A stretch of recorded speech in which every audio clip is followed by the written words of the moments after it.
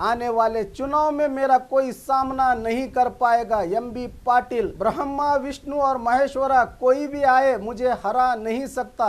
क्षेत्र के लिए किए गए करोड़ों के कामों को लेकर जनता से वोट देने का अधिकार जताते हुए इस बार 50,000 से ज़्यादा वोट हासिल करके जीत हासिल करने की उम्मीद जताई।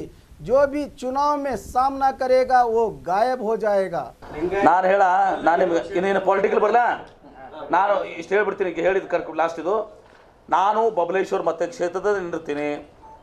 ಬಬಲೇಶ್ವರ ಮತಕ್ಷೇತ್ರದಲ್ಲಿ ಯಾರು ತಲೆ ಕೆಳಗೆ ಮಾಡಿ ಕಾಲು ಮ್ಯಾಲೆ ಮಾಡಿದ್ರು ಕೂಡ ಎಂ ಬಿ ಪಾಲ್ಗೆ ಏನೂ ಹಾನಿ ಆಗೋದಿಲ್ಲ.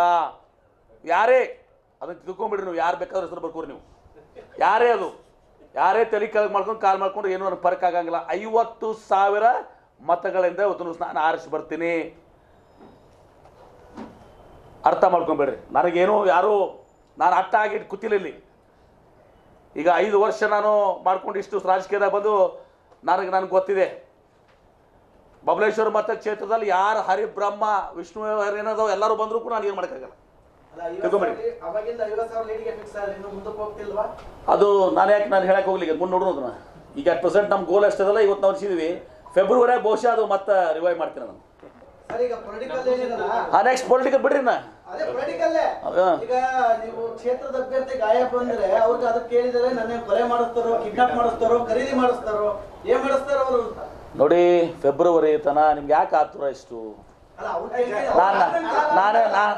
ನಾನೇನು ಯಡಿಯೂರಪ್ಪನವ್ರ ಜೊತೆ 3 ದಿವಸ ಟಮ್ ಹೊಡೆದ, 4ನೇ ದಿವಸ ತಿಕ್ಕೋಟದಾಗ ಬಂದು 3 ದಿವಸ ಏನು ಟಮ್ ಹೊಡೆದ್ರಿ ನೀವು ಇಡೀ ಜಿಲ್ಲೆದಾಗ? ನಾ ಎಂ ಬಿ ಪಾಟೀಲ್ ಕತೆ ದಾಖಲಾತಿ, ನಾ ಎಂ ಬಿ ಪಾಟೀಲ್ ಏನು ಹೇಳಿದ್ವಿ ಫೆಬ್ರವರಿಯಲ್ಲಿ, ನಾನು ಕೂಡ ಎಲ್ಲ ದಾಖಲಾತಿಗಳನ್ನ ಸ್ಟಡಿ ಮಾಡಿಸ್ತಾ ಇದ್ದೀನಿ. ಫೆಬ್ರವರಿ ದಾಖಲಾತಿ ಬಿಡುಗಡೆ ಮಾಡ್ತೀನಿ ಅಂತ ನಾ ಹೇಳಿದ್ದೆ. ಇವರು 24 ತಾಸ್ದಾಗ ಬಿಡುಗಡೆ ಮಾಡಲಿಲ್ಲ. ಹೆಂಗೆ ಮಾಡೋಕ್ಕಾಗ ಸುಮ್ಮನೆ ಬಿಡುಗಡೆ ಮಾಡೋಕ್ಕಾಗತ್ತಾ? ಫೆಬ್ರವರಿಗೆ ಎಲ್ಲ ಸ್ಟಡಿ ಮಾಡಿ ಅದನ್ನು ಅಪ್ರೂವ್ ಮಾಡಿಸಿ ಎಲ್ಲ ಟೆಕ್ನಿಕಲ್ ಟೀಮು ಲೀಗಲ್ ಟೀಮು ಎಲ್ಲನೂ ಅಪ್ರೂವಲ್ ಮಾಡಿಸಿ ಅದನ್ನು ತೊಗೊಂಡು ಅದನ್ನು ಬಿಡುಗಡೆ ಮಾಡ್ತೀನಿ ಅಂತ ನಾನು ಹೇಳಿದ್ದೆ.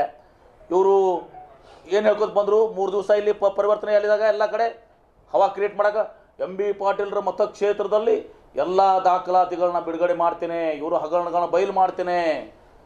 ಏನಾಯ್ತಪ್ಪ, ಏನು ಬಿಡುಗಡೆ ಅದು? ನಾನು ಕೇಳತ್ತೀನಿ, ನಾನು ರಿಪ್ಲೈ ಕೊಡೋಕೆ ಎಲ್ಲರಿಗೂ ನಿಮ್ಗೆ ಫೋನ್ ಮಾಡಿ ಕೇಳಿದ್ದೆ. 3-4 ಮಂದಿ ಎಲ್ಲರೂ ಡಾಕ್ಯುಮೆಂಟ್ ಇಲ್ಲರಿ ಬಿಡುಗಡೆ ಆಗಲಿಲ್ಲ ಅಂದರು. ಅದೇನು ಆ ಬುಟ್ಟಾಗ ಹಾವೇ ಇಲ್ಲ ಏನ್ರಿ? ಆ ಬುಟ್ಟಾಗ ಹಾವೇ ಇಲ್ಲ. ಹಾವು ಬಿಡಕ್ಕೆ ಹಾವು ಬಿಡ್ತೀನಿ. ಅರಬಿ ಹಾವನು ಇಲ್ಲ. ಆ ಬುಟ್ಟಿ ಏನದ, ಆ ಬುಟ್ಟಿ ಎಂಬಟಿ ಬುಟ್ಟಿ ಅದದು, ಖಾಲಿ ಬುಟ್ಟಿ ಅದ.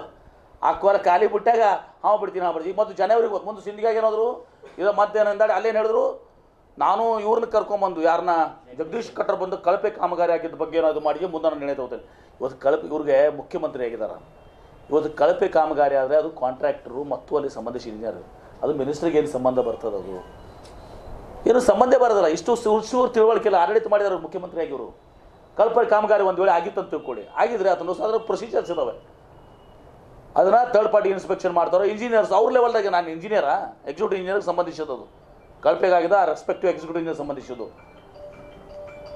ಅದನ್ನು ಬಿಡ್ಕೊಂಡು ಸುಮ್ಮನೆ ಕಳಪೆಗೆ ಬಂದು ಇನ್ಸ್ಪೆಕ್ಷನ್ ಮಾಡ್ಕೊಂಡು ಹೇಳ್ತೀನಿ ಅಂತೇಳಿ. ಇವೆಲ್ಲವೂ ಕೂಡ ಇರಿಗೇಷನ್ ಡಿಪಾರ್ಟ್ಮೆಂಟು, PW ಎಲ್ಲ ಡಿಪಾರ್ಟ್ಮೆಂಟ್ಲಿ ಕೆಲವೊಂದು ಒಳ್ಳೆಯದು ಆಗಿರ್ತದೆ, ಕೆಟ್ಟದ್ದು ಆಗಿರ್ತದೆ. ಅದು ಕೆಟ್ಟದಾಗಿರ್ತದೆ, ಅದಕ್ಕೆ ಪ್ರೊಸೀಜರ್ ಅದ. ಆ ಕನ್ಸರ್ಟ್ ಆಗಿಬಿಟ್ಟಾರೆ ಮಿನಿಸ್ಟರ್ ಸಂಬಂಧ ಅದಕ್ಕೆ ಸುಮ್ಮನೆ. ಆಮೇಲೆ ಇದು ಕಾಲು ಮುಗಿದು ಕೈ ಮುಗಿದು ಇದು ಅಲ್ಲ. ಇದು ಇವತ್ತೊಂದು ದಿವಸ ರಾಜಕೀಯದಲ್ಲಿ ನಾವು ಒಂದು ರಾಜ್ಯನ ಪ್ರತಿನಿಧಿಸ್ತೀವಿ. ಕಾಲು ಮುಗಿಯುವಂಥದ್ದು ಕೈ ಮುಗಿಯುವಂಥದ್ದು ಅಲ್ಲ, ಇದು ಕೆಲಸ ಅಲ್ಲ. ಇದು ಡೆಮೋಕ್ರೆಟಿಕ್ ಸೆಟಪ್ನಲ್ಲಿ this is not a principle. But ಅದಾಗ ಅವ್ರು ಮುಗಿತಾರ ಮುಗಿದು ಮಾಡಿಸ್ಕೊಂಬ ಮರ್ಯಾರ ಅಂತ ಹೇಳ್ತೀವಿ ನಾವು.